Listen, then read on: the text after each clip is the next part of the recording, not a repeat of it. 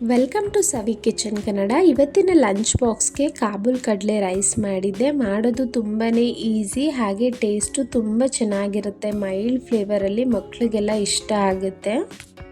ಕಾಬೂಲ್ ಕಡಲೆಯಲ್ಲಿ ಪ್ರೋಟೀನ್ ಅಂಶ ತುಂಬ ಇರುತ್ತೆ ಅಲ್ಲ, ಮಕ್ಕಳಿಗೆ ಹೆಲ್ತ್ ವೈಸು ಸಹ ತುಂಬಾ ಒಳ್ಳೆಯದು. ಬನ್ನಿ ತಡ ಮಾಡದೆ ಶುರು ಮಾಡೋಣ. ಮೊದಲಿಗೆ ಇಲ್ಲಿ ನಾನು ಈ ಗ್ಲಾಸಲ್ಲಿ 1 ಗ್ಲಾಸ್ ಆಗುವಷ್ಟು ಅಕ್ಕಿ ತಗೊಳ್ತಾ ಇದ್ದೀನಿ. ಅಕ್ಕಿನ ಚೆನ್ನಾಗಿ 2 ರಿಂದ 3 ಸಲ ವಾಶ್ ಮಾಡಿ ನೀರು ಹಾಕಿ ನೆನೆಯೋದಕ್ಕೆ ಒಂದು ಅರ್ಧ ಗಂಟೆ ಬಿಟ್ಬಿಡೋಣ. ಈ ಕಡೆ ಪಾತ್ರೆಗೆ 5 ರಿಂದ 6 ಟೇಬಲ್ ಸ್ಪೂನ್ ಆಗುವಷ್ಟು ಎಣ್ಣೆ, ನಂತರ ಪಲಾವ್ ಸಾಮಾನು ಏನೇನಿದೆ ಎಲ್ಲ ಹಾಕೊಳ್ಳಿ. ನಾನಿಲ್ಲಿ 1 ಇಂಚು ಚಕ್ಕೆ, ಒಂದು 4 ಕಾಳು ಮೆಣಸು, 1/4 ಟೀ ಸ್ಪೂನ್ ಆಗುವಷ್ಟು ಸೋಂಪು, 2 ಗೋಡಂಬಿ, 2 ಪಲಾವ್ ಎಲೆ ಹಾಕ್ಕೊಂಡಿದ್ದೀನಿ. ಅನಂತರ ಒಂದು 4 ಹಸಿಮೆಣಸಿನ್ಕಾಯಿನ ಹಾಕ್ಕೊಂಡಿದ್ದೀನಿ. 2 ಮೀಡಿಯಮ್ ಸೈಜ್ ಈರುಳ್ಳಿನ ಸಣ್ಣದಾಗಿ ಕಟ್ ಮಾಡಿ ಫ್ರೈ ಮಾಡ್ಕೊಳ್ತಾ ಇದ್ದೀನಿ. ಈರುಳ್ಳಿ ಎಲ್ಲ 1 ನಿಮಿಷ ಫ್ರೈ ಮಾಡಿದ್ಮೇಲೆ 1 ಟೀ ಸ್ಪೂನ್ ಆಗೋಷ್ಟು ಶುಂಠಿ ಬೆಳ್ಳುಳ್ಳಿ ಪೇಸ್ಟ್ನ ಹಾಕೊಳ್ಳೋಣ. ಹಸಿ ಸ್ಮೆಲ್ಲೆಲ್ಲ ಹೋಗೋ ತನಕ ಫ್ರೈ ಮಾಡ್ಕೊಳ್ಳಿ. ನೋಡಿ, ಈರುಳ್ಳಿ ಎಲ್ಲ ಒಂಚೂರು ಗೋಲ್ಡನ್ ಬ್ರೌನ್ ಆಗ್ತಿದ್ದಂತೆ ಇಲ್ಲಿ ಒಂದು ಅರ್ಧ ಹಿಡಿ ಆಗುವಷ್ಟು ಪುದೀನ, ಅರ್ಧ ಹಿಡಿ ಆಗುವಷ್ಟು ಕೊತ್ತಂಬರಿ ಸೊಪ್ಪನ್ನ ಸಣ್ಣದಾಗಿ ಹೆಚ್ಚಿಟ್ಕೊಂಡಿದ್ದೆ, ಅದನ್ನು ಸೇರಿಸಿದ್ದೀನಿ. ಜಸ್ಟ್ 1 ನಿಮಿಷ ಫ್ರೈ ಮಾಡಿದ್ರೆ ಅದೆಲ್ಲ ಫ್ಲೇವರ್ ಬಿಟ್ಕೊಂಡು ಸಾಫ್ಟಾಗಿ ಆಗುತ್ತೆ.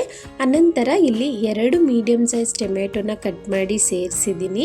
ರುಚಿಗೆ ತಕ್ಕಷ್ಟು ಉಪ್ಪನ್ನು ಹಾಕ್ಕೊಂಡಿದ್ದೀನಿ. ಟೊಮೆಟೊ ಎಲ್ಲ ಕಂಪ್ಲೀಟಾಗಿ ಸಾಫ್ಟ್ ಆಗಬೇಕು. ಉಪ್ಪು ಹಾಕೋದ್ರಿಂದ ಬೇಗನೆ ಸಾಫ್ಟ್ ಆಗುತ್ತೆ. ಟೊಮೆಟೊ ಎಲ್ಲ ಸಾಫ್ಟ್ ಆದಮೇಲೆ 1 ಟೀ ಸ್ಪೂನ್ ಆಗುವಷ್ಟು ಖಾರದ ಪುಡಿ, ಅರ್ಧ ಟೀ ಸ್ಪೂನ್ ಆಗುವಷ್ಟು ಧನಿಯಾ ಪುಡಿ, 1 ಟೀ ಸ್ಪೂನ್ ಆಗುವಷ್ಟು ಚೋಲೆ ಮಸಾಲ ಹಾಕ್ತಾ ಇದ್ದೀನಿ. ಈ ಚೋಲೆ ಮಸಾಲ ಎಲ್ಲ ಶಾಪ್ಸಲ್ಲೂ ಸಿಗುತ್ತೆ, ತುಂಬಾ ಒಳ್ಳೆ ಫ್ಲೇವರ್ ಕೊಡುತ್ತೆ ನಮಗೆ ಈ ರೈಸಲ್ಲಿ. ಇನ್ ಕೇಸ್ ಚೋಲೆ ಮಸಾಲ ಇಲ್ಲ ಅನ್ನೋರು ಒಂದು ಅರ್ಧ ಟೀ ಸ್ಪೂನ್ ಆಗುವಷ್ಟು ಗರಂ ಮಸಾಲನೇ ಹಾಕೊಳ್ಳಿ. ಸ್ಟವ್ ಲೋ ಫ್ಲೇಮಲ್ಲಿ ಇರಲಿ, ಆ ಮಸಾಲ ಪೌಡರ್ ಸೀದೋಗಬಾರ್ದು. ಈಗ ಇದಕ್ಕೆ ನಾನು ಬೇಯಿಸಿ ಇಟ್ಕೊಂಡಿರೋ ಅಂಥ ಕಾಬೂಲ್ ಕಡಲೆನ ಹಾಕ್ತಾ ಇದ್ದೀನಿ. ನಾನು ರಾತ್ರಿ ಎಲ್ಲ ನೆನೆಸಿ 1 ವಿಸಿಲ್ ಕುಕ್ಕರ್ನಲ್ಲಿ ಬೇಯಿಸ್ಕೊಂಡಿದ್ದೀನಿ. ಮಸಾಲೆ ಎಲ್ಲ ಚೆನ್ನಾಗಿ ಹೊಂದ್ಕೊಳ್ಳೋ ಥರ 1 ನಿಮಿಷ ಫ್ರೈ ಮಾಡ್ತಾ ಹುರ್ಕೊಳ್ಳಿ. ಈಗ ಇದಕ್ಕೆ 1 ಗ್ಲಾಸ್ ಅಕ್ಕಿಗೆ ಪಾತ್ರೆಯಲ್ಲಿ ಮಾಡ್ತಿರೋದ್ರಿಂದ 2 ಗ್ಲಾಸ್ ಆಗುವಷ್ಟು ನೀರು ಹಾಕ್ಕೊಂಡಿದ್ದೀನಿ. ನೀವು ಕುಕ್ಕರಲ್ಲಾದರೆ 1.5 ಗ್ಲಾಸ್ ಆಗುವಷ್ಟು ನೀರು ಸಾಕಾಗುತ್ತೆ. ಈಗ ನೆನೆಸಿ ಇಟ್ಟಿರೋವಂಥ ಅಕ್ಕಿನೂ ಸಹ ಹಾಕ್ತಾ ಇದ್ದೀನಿ. ಅಕ್ಕಿ ಹಾಕಿದ್ಮೇಲೆ ನಿಧಾನಕ್ಕೆ ಒಂದ್ಸಲ ಮಿಕ್ಸ್ ಮಾಡಿ. ನೆಂದಿರೋದ್ರಿಂದ ರೈಸ್ ಕಟ್ಟಾಗಬಾರ್ದು, ಅದಕ್ಕೆ ಈಗ ಹೈ ಫ್ಲೇಮಲ್ಲಿ ಒಂದು 5 ನಿಮಿಷ ಅನ್ನನ ಬೇಯಿಸ್ಕೊಳ್ಳೋಣ. ಬಾಸುಮತಿ ರೈಸ್ ನೆನೆಸಿ ಮಾಡೋದ್ರಿಂದ ನಮಗೆ ಬೇಗನೆ ಬೆಂದೋಗುತ್ತೆ, ತುಂಬ ಟೈಮ್ ತೊಗೊಳ್ಳೋದಿಲ್ಲ. ಒಂದು 5 ನಿಮಿಷ ಹೈ ಫ್ಲೇಮಲ್ಲಿ ನೀವು ಬೇಯಿಸ್ತಾ ಅಲ್ಲಲ್ಲಿ ತಿರುಗಿಸ್ಕೊಳ್ತಾ ಬಂದರೆ ನೋಡಿ ಈ ರೀತಿ ನೀರೆಲ್ಲ ಕಡಿಮೆ ಆಗ್ತಾ ಬರುತ್ತೆ. ಈಗ 50% ಅಕ್ಕಿ ಆಲ್ರೆಡಿ ಬೆಂದೋಗಿದೆ.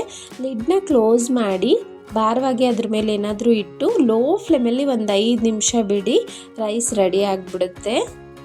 ನೋಡಿ 5 ನಿಮಿಷ ಲೋ ಫ್ಲೇಮಲ್ಲಿ ಬೇಯಿಸ್ಕೊಂಡಿದ್ದೀನಿ. ಉದ್ರುದ್ರಾಗಿ ತುಂಬ ಚೆನ್ನಾಗಾಗಿದೆ.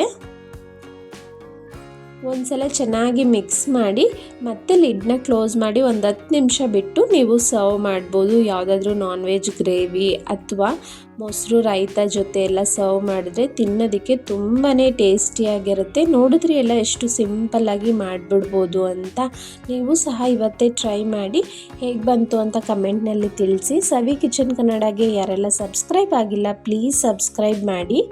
ಈ ವಿಡಿಯೋ ಇಷ್ಟ ಆಗಿದ್ದರೆ ಲೈಕ್ ಮಾಡಿ, ಹಾಗೆ ನಿಮ್ಮ ಫ್ಯಾಮಿಲಿ ಫ್ರೆಂಡ್ಸ್ಗೆ ಶೇರ್ ಮಾಡಿ. Thank you so much.